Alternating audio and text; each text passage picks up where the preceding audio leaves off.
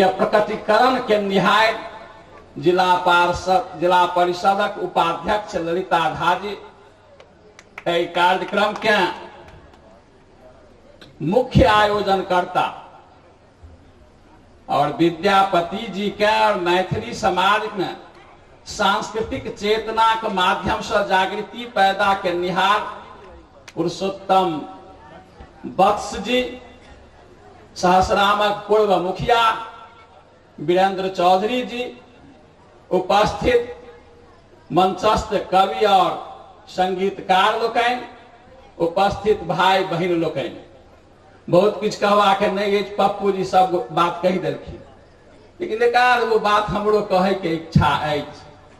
हम बहुत विस्तार से आध्यात्मिक, पौराणिकता, भौगोलिक, सांस्कृतिक दिश ध्यान नहीं अहाँ लोकन के आकृष्ट करवा चाहे छी, लेकिन एतबा बात हम निश्चित कह चाहे छी जे हमरा मैथिल समाज के विकास के लिए आवश्यक है जे भारतीय संविधानक अंतर्गत मिथिला के भारत संघक 37वां राज्य के दर्जा दो देल जाए तो निश्चित तौर पर मिथिलांचलक काफी विकास हेतै और मिथिलांचल में न बेरोजगारी रहते, न भूखमरी रहते, न अशिक्षा रहते।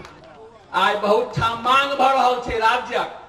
हम ध्यान आकृष्ट करबा चाहे छियै सांसद जी के और उपस्थित सज्जन वृंद के। अहाँ याद करियो त्रेता युग के, जब त्रेता युग में जखन रामचंद्र जी एठाम आयल छला और एठाम त्रेता युग में मिथिला राज्य नहीं छल, बल्कि जनक जी के समय में मिथिला एगो स्वतंत्र राष्ट्र छल। जाहि द्वापर में मिथिला के राष्ट्रक चर्चा है, तो जाहिठाम मिथिला एगो स्वतंत्र राष्ट्रक रूप में वो संपूर्ण विश्व के अपना ज्ञान, दीक्षा और शिक्षा से प्रज्वलित कर रहा छल, ओहि समाज में आई मिथिला एगो राज्यो नहीं बन सकल है।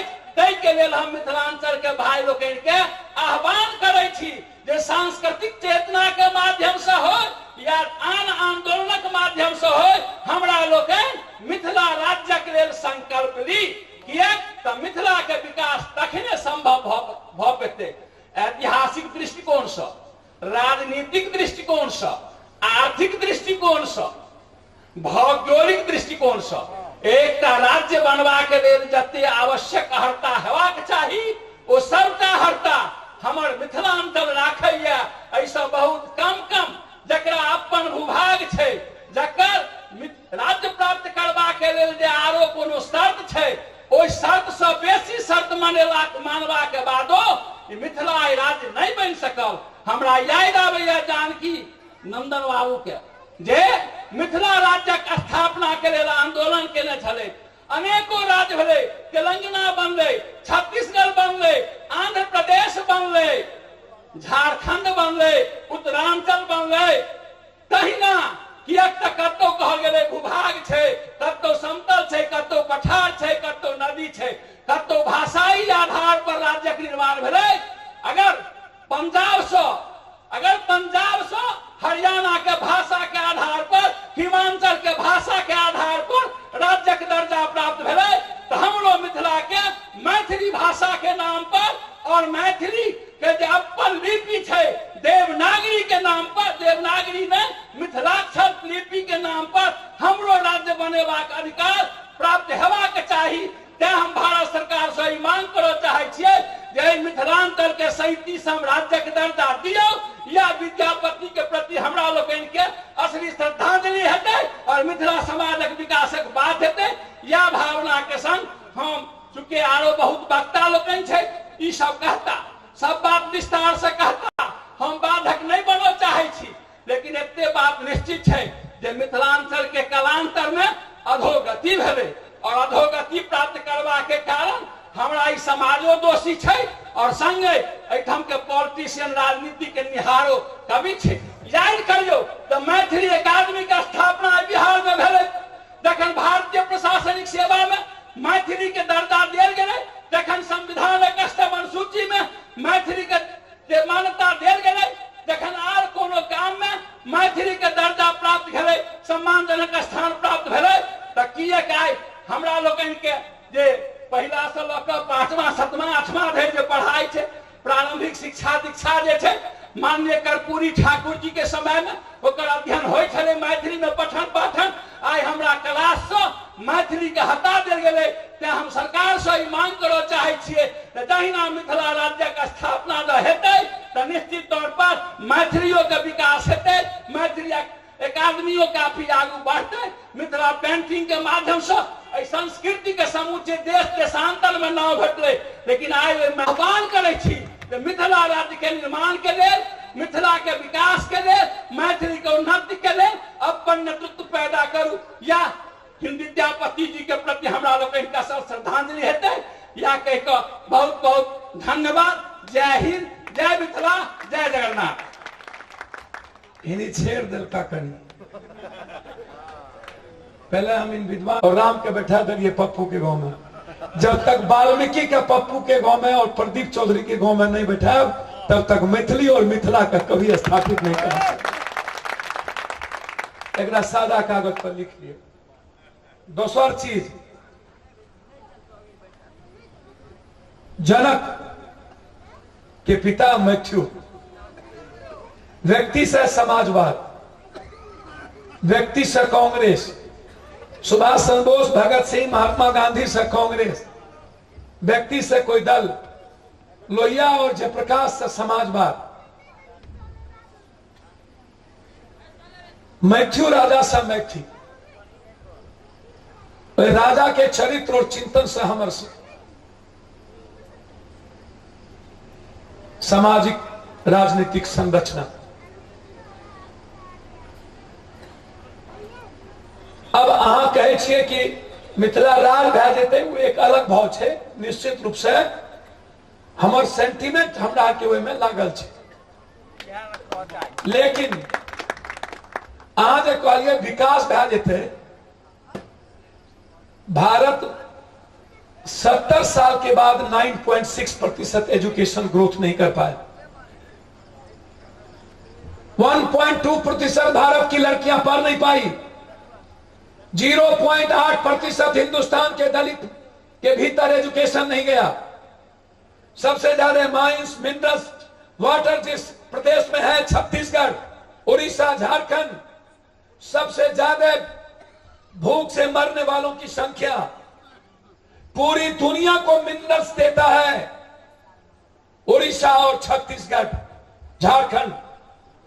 98.2% लोग वहां न्याय के लिए, रोटी के लिए, कपड़ा के लिए, दवाई के लिए और एजुकेशन के अभाव में जीता है। हमारे यहां तो सिर्फ हमारी संस्कृति जितनी तहजीब, जितनी बुलंद हो, हम धान, मखान, पान, पाहुन के माध्यम से जो जाने गए हो, पूरी दुनिया की नदियों से जुड़ा कमला, कंडक, कोसी, नारायणी, भूति, बलान, केहर, हर नदियों का संगम। जब वो नदी हमारे लिए वरदान साबित होता था 1954 के पहले, आप लोगों ने ही तो 70 के दशक से लेकर के आज तक इन राजनीतिज्ञों को हमारी सारी सामाजिक, राजनीतिक और आर्थिक चीजों को मिटाने का रास्ता दिया। किसने मिटाया? जो नदी हमारे लिए वरदान था वो आज अभिशाप बन गया। इसका देन कौन है? पॉलिटिशियन। यदि धान और मखान की संस्कृति, दूध की संस्कृति से हमारे जीवन का निर्माण होता था, यदि आज मेरे जीवन से वो चला गया, उसका देन कौन है? पॉलिटिशियन।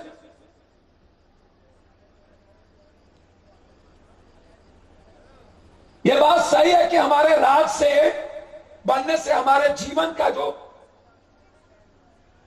एक सामाजिक और एक सांस्कृतिक रिश्ता है वो नजदीक होगा।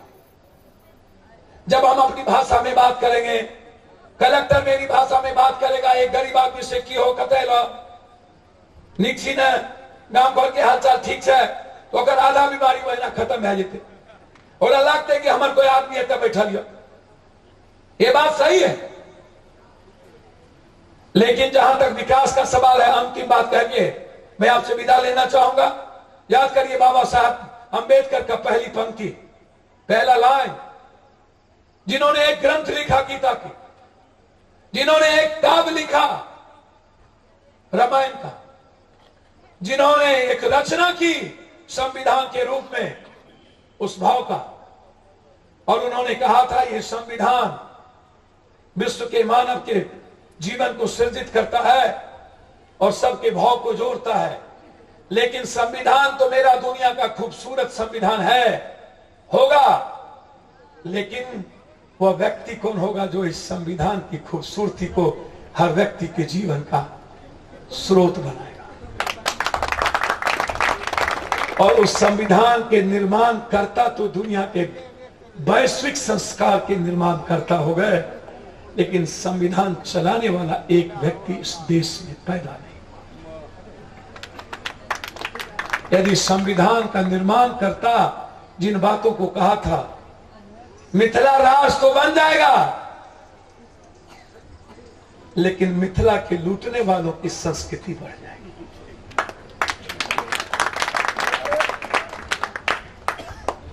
चौधरी साहब, वाल्मीकि और राम को एक मंदिर में जब तक नहीं लाइएगा, मिथिला नहीं बनेगा।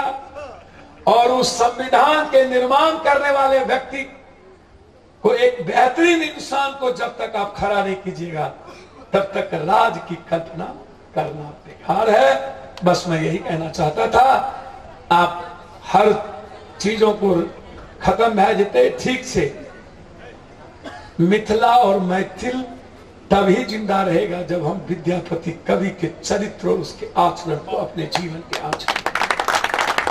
मिथिला और मैथिल का संबंध हमारे जियो सोशियो सेंटिमेंट से नहीं है, हमारी संस्कृति से है, हमारे जीवन के निर्माण से है, हमारे सेंटिमेंट से नहीं। हमारा जीवन ही उस संस्कृति की है। इसलिए राजनीतिक अपने जगह पर है, उसका सेंटिमेंट है, हमारे जियो और सोशियो सेंटिमेंट्स, हम उसको जरूर करें, उसके लिए बढ़ें। लेकिन जब तक आप हर व्यक्ति को इसके लिए आप ये बताएंगे नहीं कि क्यों राज होना चाहिए, इस राज से हमारे समाज में रहने वाले लोगों की क्या आवश्यकता है, तब तक वो आपसे नहीं जुड़ेगा। आप यह कहकर कि मिथिला और मैथिल जिंदा कैसे रहे, यह जब तक आपको अंतिम व्यक्ति तक नहीं ले जाएंगे, तब तक यह लड़ाई, यह माध्यम महाभारत की तरह, धर्म युद्ध की तरह नहीं बदलेगा। इसलिए आप हर व्यक्ति तक पहुंचे, यह मैं आपसे धन्यवाद। क्षमा चाहता हूं कि मैं बीच में पुनः